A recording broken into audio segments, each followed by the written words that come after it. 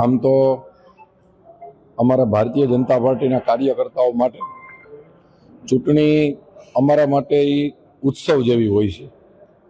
જ્યારથી નાગરિક સહકારી બેંકની ભારતીય જનતા પાર્ટીની પેનલ જ્યારથી ડિક્લેર થઈ ત્યારે સમગ્ર ગોંડલ તાલુકાના ગામડામાં સિટીમાં એક ભારતીય જનતા પાર્ટીનો કાર્યકર્તા પોતે ચૂંટણી લડતો હોય એવી તડામાર તૈયારી અમે ચાલુ કરી દીધી છે। એક મતદારો સુધી પહોંચી ગયા છે।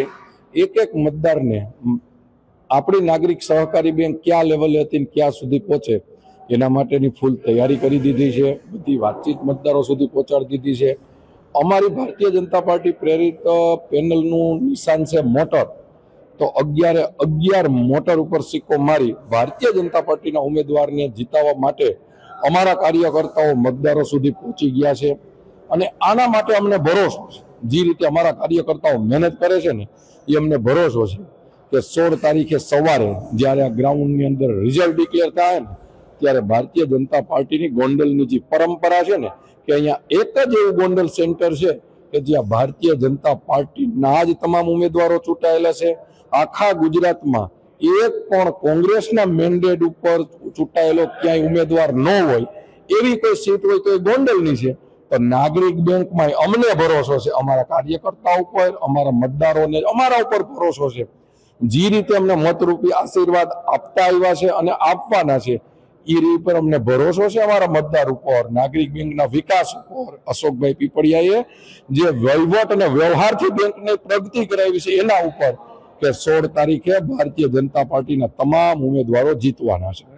ગણેશભાઈ જેલમાંથી ચૂંટણી લડી રહ્યા છે।